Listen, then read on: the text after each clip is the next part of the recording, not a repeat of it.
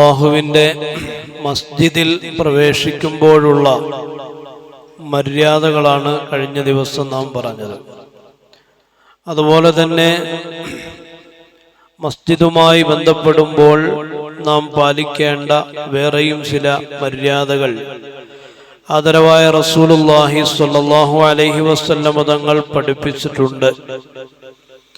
അതിൽപ്പെട്ട ഒന്നാമത്തെ മര്യാദ നമ്മുടെ ഹൃദയത്തെ മസ്ജിദുമായി ബന്ധപ്പെടുത്തുക എന്നുള്ളതാണ്. പലപ്പോഴും നമ്മുടെ ശരീരമാണ് പള്ളിയുമായി ബന്ധം.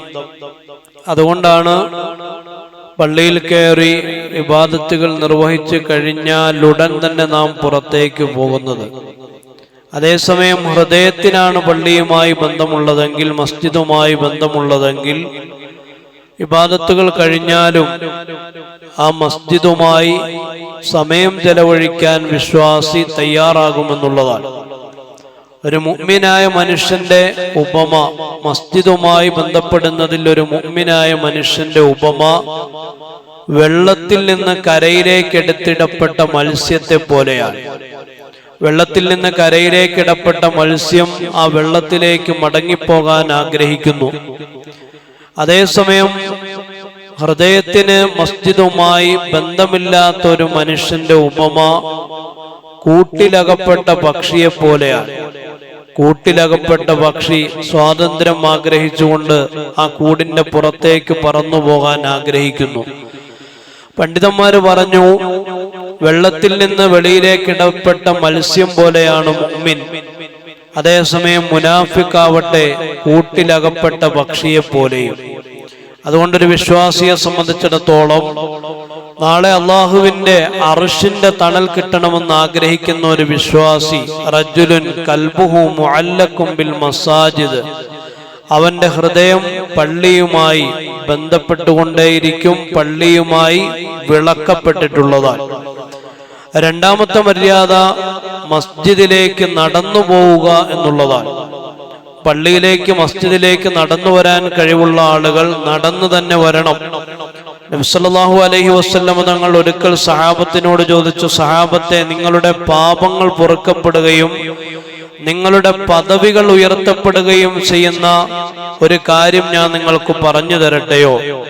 സഹാബത്ത് പറഞ്ഞു, പറഞ്ഞു തന്നാലും അല്ലാഹുവിന്റെ റസൂലേ. നബി സല്ലല്ലാഹു അലൈഹി വസല്ലം തങ്ങൾ 3 കാര്യങ്ങളാണ് പറഞ്ഞത്. അതിൽപ്പെട്ട ഒരു കാര്യം മസ്ജിദിലേക്കുള്ള ചവിട്ടടികൾ വർദ്ധിപ്പിക്കുക എന്നുള്ളതാണ്. മസ്ജിദിലേക്കുള്ള ചവിട്ടടികൾ വർദ്ധിപ്പിക്കുക, അതായത് നടന്നു തന്നെ ഒരാൾ പള്ളിയിലേക്ക് വന്നാൽ അയാളുടെ പാപങ്ങൾ അല്ലാഹു പൊറുക്കുകയും അയാളുടെ പദവികൾ അല്ലാഹു ഉയർത്തുകയും ചെയ്യുമെന്ന് സയ്യിദുനാ റസൂലുള്ളാഹി സ്വല്ലല്ലാഹു അലൈഹി വസല്ലം.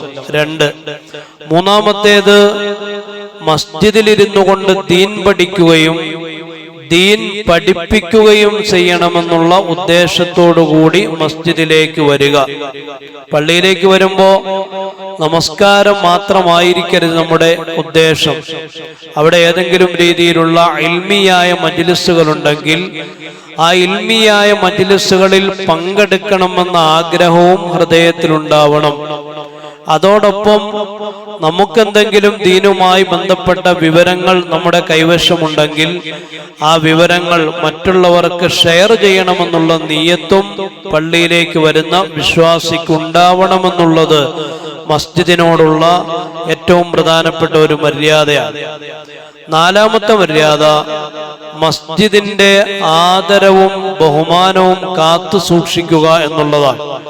കാരണം മസ്ജിദ് എന്നുള്ളത് വെറും കട്ടകൾ കൊണ്ട് കെട്ടി ഉയർത്തപ്പെട്ട ഒരു കെട്ടിടം മാത്രമല്ല, അള്ളാഹുവിന്റെ ഭവനമാണ്, അള്ളാഹുവിന്റെ വീടാണ്. അപ്പൊ അള്ളാഹുവിന്റെ ചിഹ്നങ്ങളെ ആദരിക്കുക എന്നുള്ളത് വിശ്വാസിക്ക് പ്രധാനപ്പെട്ട ഒരു ബാധ്യതയാണ്.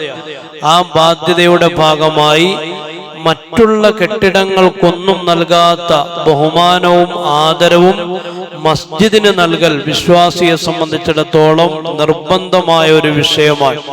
കാരണം ആരാണോ അള്ളാഹുവിന്റെ ചിഹ്നങ്ങളെ ബഹുമാനിക്കുന്നത് അവന്റെ ഹൃദയത്തിൽ തഖ്വയുണ്ട് എന്ന് വിശുദ്ധ ഖുർആൻ പറയുന്നുണ്ട്. ചില ആളുകൾ പറയാറില്ലേ, അത് ഹൃദയത്തിലുണ്ടായാൽ മതി, പുറത്ത് കണ്ടില്ലെങ്കിലും കുഴപ്പമില്ല, അങ്ങനെയല്ല.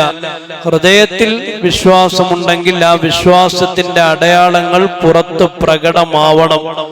അങ്ങനെ പ്രകടമാകുമ്പോഴാണ് അവൻ യഥാർത്ഥ വിശ്വാസിയാവുക. അപ്പൊ പള്ളിയോടുള്ള ആദരവും ബഹുമാനവും എല്ലാം നമ്മുടെ ഹൃദയത്തിലുണ്ടെങ്കിൽ അത് മറ്റുള്ളവരുടെ മുമ്പിൽ പ്രകടിപ്പിക്കണം. അത് വിശ്വാസത്തിന്റെ ഭാഗം കൂടിയാണ്. മറ്റൊരു മര്യാദ, മസ്ജിദിൽ പ്രവേശിക്കുമ്പോൾ അവിടെ ഇരിക്കുന്നതിന് മുമ്പ് തഹിയ്യത്ത് നമസ്കരിക്കുക എന്നുള്ളതാണ്.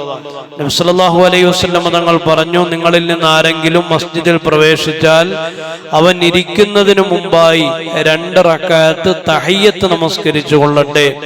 അതാ പള്ളിയോടുള്ള അഭിവാദനത്തിന്റെ ഭാഗമാണ്. പള്ളിയോടുള്ള ഏറ്റവും വലിയ ഒരു തരത്തിലുള്ള ബഹുമാനത്തിന്റെയും സ്നേഹത്തിന്റെയും ഭാഗമാണ്. മറ്റൊരു മര്യാദയാണ് മസ്ജിദിലെത്തിയാൽ ഖിബ്ലയ്ക്ക് അഭിമുഖമായിട്ടിരിക്കുക എന്നുള്ളത്.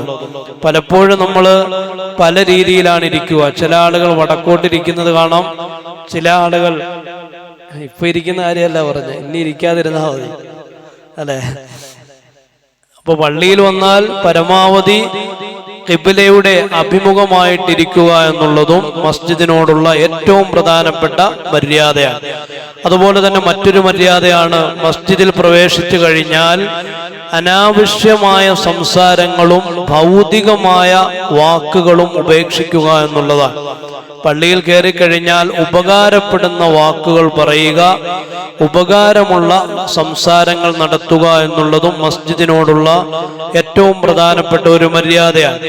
മറ്റൊരു മര്യാദയാണ് ഭ്രാന്തന്മാരായ ആളുകളെയും തീരെ ചെറിയ കുട്ടികളെയും മസ്ജിദിലേക്ക് പ്രവേശിപ്പിക്കാതിരിക്കുക എന്നുള്ളത്. നബി സല്ലല്ലാഹു അലൈഹി വസല്ലം തങ്ങൾ ഈ 2 വിഭാഗം ആളുകളെ പള്ളിയെ തൊട്ട് വിലക്കിയിരിക്കുകയാണ്. ഈ 2 വിഭാഗം ആളുകളെ നിങ്ങൾ പള്ളിയിൽ പ്രവേശിപ്പിക്കരുത് എന്ന് സയ്യിദനാ റസൂലുള്ളാഹി സ്വല്ലല്ലാഹു അലൈഹി വസല്ലം. അതെന്തുകൊണ്ടാണ് ഈ 2 വിഭാഗം? ഒന്ന്, തീരെ ചെറിയ കുട്ടികൾ, അവർക്ക് പള്ളിയോടുള്ള ബഹുമാനം അറിയില്ല.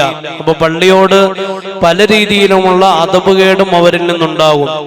പിന്നെ ഭ്രാന്തന്മാരായ ആളുകൾ, അവരും സ്വബോധമില്ലാതെ എന്തെങ്കിലുമൊക്കെ പെരുമാറുകയും എന്തെങ്കിലുമൊക്കെ പറയുകയും ചെയ്യും. അതേസമയം കുട്ടികളെ പള്ളിയിൽ പ്രവേശിപ്പിച്ചാൽ ഇനി ഒരാൾ കുട്ടിയെയും കൊണ്ട് പള്ളിയിലെ കാര്യങ്ങളൊക്കെ നോക്കിക്കാണാനും നമസ്കാരവുമായി ബന്ധപ്പെടുന്നതിന് വേണ്ടി തീരെ ചെറിയ കുട്ടികളെ കൊണ്ടുവന്നാൽ ആ കുട്ടികളുടെ ഉത്തരവാദിത്വം കൊണ്ടുവരുന്ന പിതാവിനാണ്. പിതാവ് കഞ്ഞി കുടിക്കാൻ പോകുന്നു, മകൻ പള്ളിയിലേക്ക് ഓടിക്കേറി പള്ളിയുടെ ഹുറുമത്ത് നശിപ്പിച്ചാൽ അതിന്റെ ഉത്തരവാദിത്വം ആ വാപ്പാക്ക് തന്നെ. അപ്പൊ കുട്ടികളെ പള്ളിയിൽ കൊണ്ടുവരാം, എപ്പോൾ? ഉത്തരവാദിത്വം വാപ്പ ഏറ്റെടുത്താൽ മാത്രം. അല്ലാത്ത പക്ഷം കുട്ടികളെ പള്ളിയിൽ പ്രവേശിപ്പിക്കാതിരിക്കുക ഒന്ന്.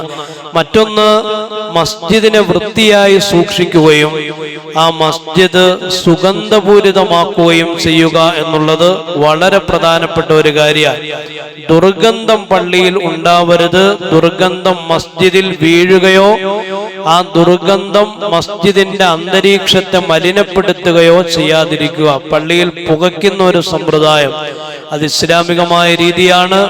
സുഗന്ധമുള്ളിടത്ത് മലക്കുകൾ പ്രത്യക്ഷപ്പെടുമെന്ന് സയ്യിദനാ റസൂലുള്ളാഹി സ്വല്ലല്ലാഹു അലൈഹി വസല്ലം. നബി സല്ലല്ലാഹു അലൈഹി വസല്ലം തങ്ങളുടെ അടുക്കലേക്ക് ഒരാൾ ദുർഗന്ധവുമായി കടന്നു വന്നപ്പോ പ്രവാചകൻ ആ മനുഷ്യനോട് പറഞ്ഞു, നിങ്ങൾ സുഗന്ധവുമായി കടന്നു വന്നിരുന്നെങ്കിൽ എത്രയോ നന്നായിരുന്നു. ഇപ്പൊ പള്ളിയിൽ വരുമ്പോ നമ്മുടെ കൈവശം ചെറിയൊരു അത്തറിന്റെ കുപ്പിയെങ്കിലും ഉണ്ടായിരിക്കണം. അത് ഒരു വിശ്വാസത്തിന്റെ അടയാളമാണ്. വിശ്വാസി എപ്പോഴും സുഗന്ധം പ്രവഹിപ്പിക്കുന്നവനാകണം എന്നാണ് സയ്യിദനാ റസൂലുള്ളാഹി സ്വല്ലല്ലാഹു.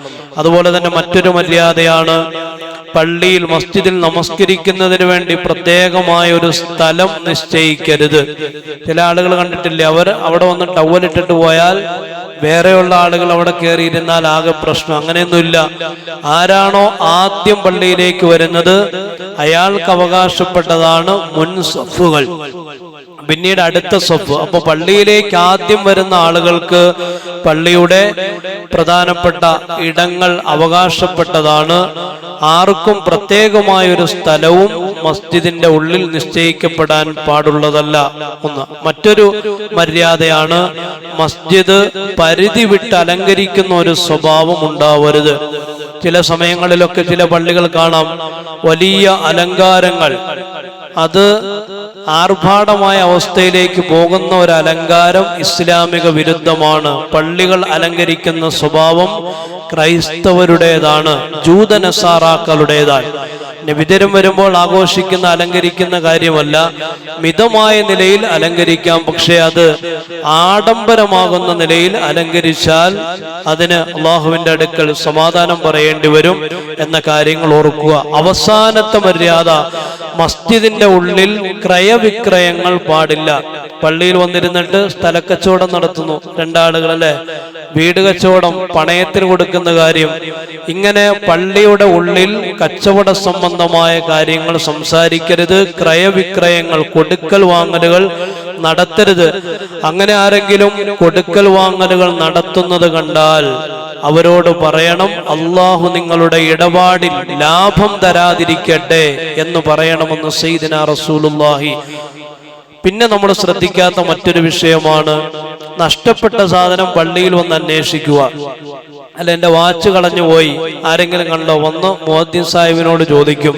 നബി തങ്ങൾ പറഞ്ഞു, അങ്ങനെ ആരെങ്കിലും അന്വേഷിക്കുന്നത് കണ്ടാൽ അവനോട് പറയണം, നഷ്ടപ്പെട്ടു പോയ നിന്റെ സാധനം തിരിച്ചു കിട്ടാതിരിക്കട്ടെ. കാരണം മസ്ജിദുകൾ നഷ്ടപ്പെട്ട സാധനങ്ങൾ തിരയാനുള്ള ഇടമല്ല. എന്തെങ്കിലും സാധനം കയ്യിൽ കൊണ്ടുവന്നാൽ അത് സൂക്ഷിക്കേണ്ട ഉത്തരവാദിത്വം കൊണ്ടുവരുന്ന ആളുകൾക്ക് തന്നെയാണ്. അതിന്റെ അർത്ഥം പോയത് ചോദിക്കണ്ട എന്നല്ല. ചില ആളുകളുടെ പതിവ് തന്നെ അതാണ്. ഒരു വക്കത്തിന് പോവും, ചെരുപ്പ് കാണാതാവും. അടുത്ത വക്കത്തിന് പള്ളി വരും, കുട കാണാതാവും. ഇങ്ങനെ എല്ലാ സമയത്തും ഇതൊരു പതിവാക്കുന്ന സ്വഭാവം ഉണ്ടാകരുത്. അപ്പൊ ഇത്രയും മര്യാദകൾ പ്രധാനമായും മസ്ജിദുമായി ബന്ധപ്പെട്ടുകൊണ്ട് നാം പാലിക്കേണ്ട മര്യാദകളാണ്. ഓർക്കണം, മസ്ജിദുകൾ അള്ളാഹുവിന്റെ വീടാണ്, അള്ളാഹുവിന്റെ ഭവനമാണ്. അതിനെ ആദരിക്കേണ്ടതുണ്ട്, ബഹുമാനിക്കേണ്ടതുണ്ട്. അള്ളാഹു സുബ്ഹാനഹു വ തആല മസ്ജിദിനോട് ഹൃദയത്തെ ബന്ധിപ്പിക്കുന്ന വിശ്വാസികളിൽ നമ്മെ ഉൾപ്പെടുത്തി അനുഗ്രഹിക്കുമാറാവട്ടെ. സുബ്ഹാനല്ലാഹി വ ബിഹംദിഹി, സുബ്ഹാനക്കല്ലാഹുമ്മ വ ബിഹംദിക, അശ്ഹദു അൻ ലാ ഇലാഹ ഇല്ലാ അൻത, അസ്തഗ്ഫിറുക വ അത്തൂബു ഇലൈക്. അസ്സലാമു അലൈക്കും വറഹ്മത്തുള്ളാഹി.